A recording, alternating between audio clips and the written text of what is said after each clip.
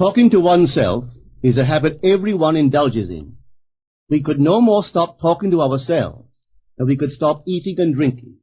All that we can do is control the nature and the direction of our inner conversation. Most of us are totally unaware of the fact that our inner conversations are the causes of the circumstances of our life. We are told that as a man thinketh in his heart, so is he. But do we know that man's thinking follows the tracks laid down in his own inner conversations? To turn the tracks to which he is tied in the direction in which he wants to go, he must put off his former conversation, which is called in the Bible the old man, and be renewed in the spirit of his mind. Speech is the image of mind. Therefore, to change his mind, he must first change his speech. By speech is meant those mental conversations we carry on with ourselves. The world is a magic circle of infinite possible mental transformations, for there are an infinite number of possible mental conversations. When man discovers the creative power of inner talking, he will realize his function and his mission in life. Then he can act to a purpose. Without such knowledge, he acts unconsciously. Everything is a manifestation of the mental conversations which go on in us without our being aware of them. But as civilized beings, we must become aware of them and act with a purpose. A man's mental conversations attracts his life. As long as there is no change in his inner talking, the personal history of the man remains the same.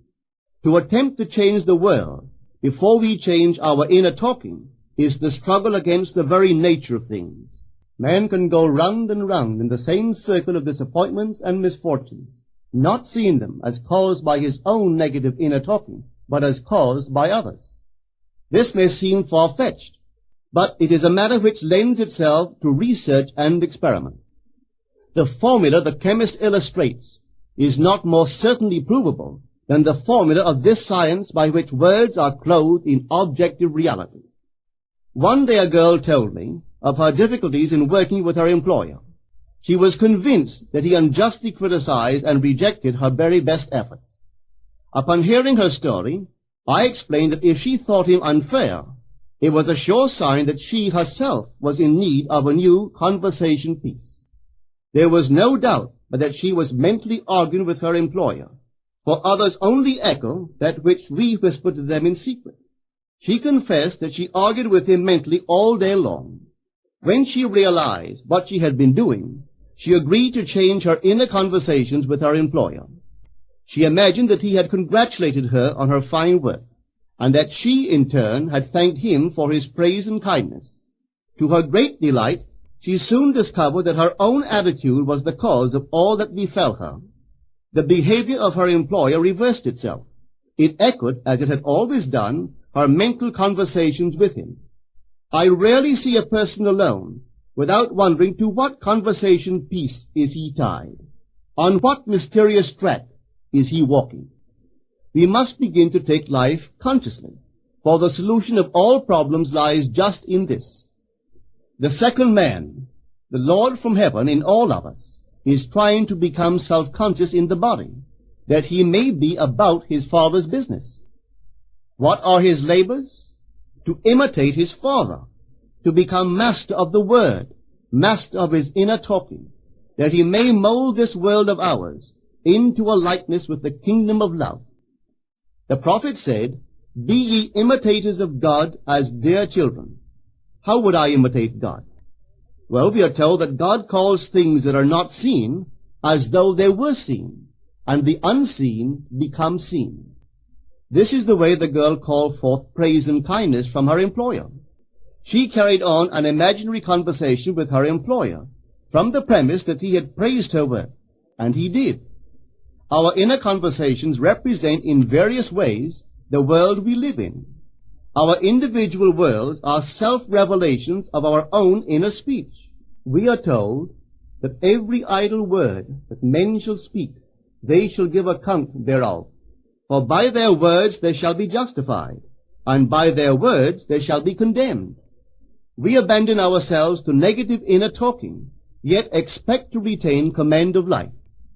Our present mental conversations do not recede into the past as man believes, They advanced into the future to confront us as wasted or invested words. My word, said the prophet, shall not return unto me void, but it shall accomplish that which I please, and it shall prosper in all the things whereto I sent it. How would I send my word to help a friend? I would imagine that I am hearing his voice, that he is physically present, that my hand is on him. I would then congratulate him on his good fortune, tell him that I have never seen him look better. I would listen as though I heard him. I would imagine that he is telling me he has never felt better, he has never been happier. And I would know that in this loving, knowing communion with another, a communion populous with loving thoughts and feelings, that my word was sent, and it shall not return unto me void, but it shall prosper in the thing whereto I sent it. Now is the accepted time. Now is the day of salvation. It is only what is done now that counts, even though its effects may not be visible until tomorrow. We call not aloud, but by an inner effort of intense attention. To listen attentively, as though you heard, is to create. The events and relationships of life are your word made visible. Most of us rob others of their willingness and their ability to be kind and generous by our fixed attitudes towards them. Our attitudes unfold within us in the form of mental conversations. Inner talking from premises of fulfilled desire is the way to consciously create circumstances. Our inner conversations are perpetually outpictured all around us in happenings.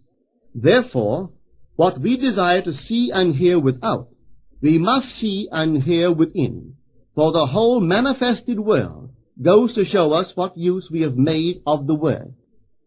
If you practice this art of controlled inner speaking, you too will know what a thrill it is to be able to say, and now I have told you before it come to pass, that when it is come to pass, ye might believe. You will be able to consciously use your imagination to transform and channel the immense creative energies of your inner speech from the mental, emotional level to the physical level. And I do not know what limits, if any, there are to such a process. What is your aim? Does your inner talking match it? It must, you know. If you would realize your aim, or as the prophet asked, can two walk together except they be agreed? And of course the answer is no, they cannot. The two who must agree are your inner conversation and the state desired. That is, what you desire to see and hear without, you must see and hear within. Every stage of man's progress is made by the conscious exercise of his imagination, matching his inner speech to his fulfilled desire. As we control our inner talking, matching it to our fulfilled desires, we can lay aside all other processes. Then we simply act by clear imagination and intention. We imagine the wish fulfilled and carry on mental conversations from that premise. The right inner speech is the speech that would be yours were you to realize your ideal. In other words, it is the speech of fulfilled desire. Now you will understand how wise the ancient was when he told us in the Hermetica, there are two gifts which God has bestowed upon man alone, and on no other mortal creature. These two are mind and speech, and the gift of mind and speech is equivalent to that of immortality. If a man uses these two gifts rightly, he will differ in nothing from the immortals. And when he quits his body, mind and speech will be his guides, and by them he will be brought into the troop of the gods and the souls that have attained to bliss. With the gift of mind and speech, you create the conditions and circumstances of life. In the beginning was the Word, and the Word was with God, and the Word was God. The Word, said Hermes, is Son, and mind is Father of the Word. They are not separate one from the other, for life is the union of word and mind. You and your inner talking or word are one. If your mind is one with your inner conversation, then to be transformed in mind is to be transformed in conversation. It was a flash of the deepest insight that taught Paul to write, put off the former conversation, the old man, which is corrupt, and be renewed in the spirit of your mind. Put on the new man. Put on the new man and be renewed in the spirit of your mind, is to change your inner conversation, for speech and mind are one. A change of speech is a change of mind. The prophet Samuel said, "The Lord spake by me, and his word was in my tongue." If the Lord's word was in the prophet's tongue, then the Lord's mouth that uttered the word must be the prophet's mind. For inner conversations originate in the mind and produce little tiny speech movements in the tongue. The prophet is telling us that the mouth of God is the mind of man, that our inner conversations are the word of God, creating life about us as we create it within ourselves. In the Bible you are told that the word is very near to you, in your mouth and in your heart, that you may do it. See, I have set before you this day life and good, death and evil, blessings and cursings. Choose life. The conditions and circumstances of life are not created by some power external to yourself. They are the conditions which result from the exercise of your freedom of choice, your freedom to choose the ideas to which you will respond. Now is the accepted time. This is the day of salvation. Whatsoever things are of good report, think on these things. For your future will be formed by the word of God, which is your present inner talking. You create your future by your inner conversations. The worlds were framed by the word of God, that is, your inner talking. See yonder fields? The sesamum was sesamum, the corn was corn, the silence and the darkness knew. So is a man's fate born. For ends run true to origins. If you would reap success, you must plant success. The idea in your mind, which starts the whole process going, is the idea which you accept as true. This is a very important point to grasp, for truth depends upon the intensity of imagination, not upon facts. When the girl imagined that her employer was unfair, his behavior confirmed her imagination. When she changed her assumption of him, his behavior reflected the change, proving that an assumption, though false, if persisted in, will harden into fact. The mind always behaves according to the assumption with which it starts. Therefore, to experience success, we must assume that we are successful. We must live wholly on the level of the imagination itself, and it must be consciously and deliberately undertaken. It does not matter if, at the present moment, external facts deny the truth of your assumption. If you persist in your assumption, it will become a fact. Signs follow. They do not precede.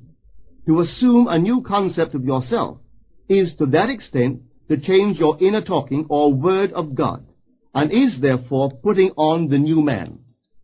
Our inner talking, though unheard by others, is more productive of future conditions than all the audible promises and threats of men. Your ideal is waiting to be incarnated, but unless you yourself offer it human parentage, it is incapable of birth. You must define the person you wish to be, and then assume the feeling of your wish fulfilled, in faith that that assumption will find expression through you.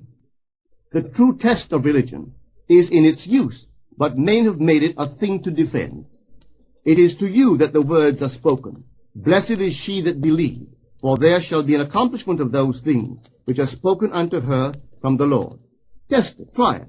Conceive yourself to be one that you want to be, and remain faithful to that conception. For life here is only a training ground for image making. Try it and see if life will not shape itself on the model of your imagination.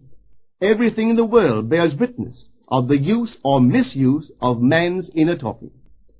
Negative inner talking, particularly evil and envious inner talking, are the breeding ground of the future battlefields and penitentiaries of the world. Through habit, man has developed a secret affection for these negative inner conversations. Through them he justifies failure, criticizes his neighbors, gloats over the distress of others, and in general pours out his venom on all. Such misuse of the word perpetuates the violence of the world. The transformation of self requires that we meditate on a given phrase, a phrase which implies that our ideal is realized, and inwardly affirm it over and over and over again until we are inwardly affected by its implication, until we are possessed by it. Hold fast to your noble inner convictions or conversations. Nothing can take them from you but yourself. Nothing can stop them from becoming objective facts. All things are generated out of your imagination by the word of God, which is your own inner conversation. And every imagination reaps its own words, which it has inwardly spoken. The great secret of success is a controlled inner conversation from premises of fulfilled desire. The only price you pay for success is the giving up of your former conversation, which belongs to the old man, the unsuccessful man. The time is ripe for many of us to take conscious charge in creating heaven on earth. To consciously and voluntarily use our imagination to inwardly hear and say only that which is in harmony with our ideal is actively bringing heaven to earth. Every time we exercise our imagination lovingly on behalf of another, we are literally mediating God to that one. Always use your imagination masterfully, as a participant, not an onlooker. In using your imagination to transform energy from the mental, emotional level to the physical level, extend your senses. Look and imagine that you are seeing what you want to see, that you are hearing what you want to hear, and touching what you want to touch. Become intensely aware of doing so. Give your imaginary state all the tones and feeling of reality. Keep on doing so until you arouse within yourself the mood of accomplishment and the feeling of relief. This is the active, voluntary use of the imagination, as distinguished from the passive, involuntary acceptance of appearances. It is by this active, voluntary use of the imagination that the second man, the Lord from heaven, is awakened in man. Men call imagination a plaything, the dream faculty, but actually it is the very gateway of reality. Imagination is the way to the state desired. It is the truth of the state desired, and the life of that state desired. Could you realize this fully, then would you know that what you do in your imagination is the only important thing. Within the circle of our imagination, the whole drama of life is being enacted over and over again. Through the bold and active use of the imagination, we can stretch out our hand and touch a friend 10,000 miles away and bring health and wealth to the parched lips of his being. It is the way to everything in the world. How else could we function beyond our fleshly limitations? But imagination demands of us a fuller living of our dreams in the present. Through the portals of the present, the whole of time must pass. Imagine elsewhere as here, and then as now. Try it and see. You can always tell if you succeeded in making the future dream a present fact by observing your inner talking. If you are inwardly saying what you would audibly say, were you physically present and physically moving about in that place, then you have succeeded. And you could prophesy from these inner conversations and from the moods which they awaken within you what your future will be. For one power alone makes a prophet, imagination, the divine vision. All that we meet is our word made visible, and what we do not now comprehend is related by affinity to the unrecognized forces of our own inner conversations and the moods which they arouse within us. If we do not like what is happening to us, it is a sure sign that we are in need of a change of mental diet. For man, we are told, lives not by bread alone, but by every word that proceeds from the mouth of God. And having discovered the mouth of God to be the mind of man, a mind which lives on words or inner talking, we should feed into our minds only loving, noble thoughts. For with words or inner talking, we build our world.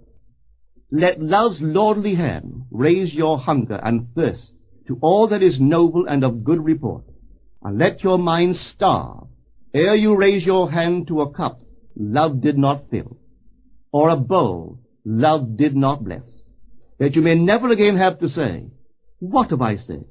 What have I done?" O all-powerful human word.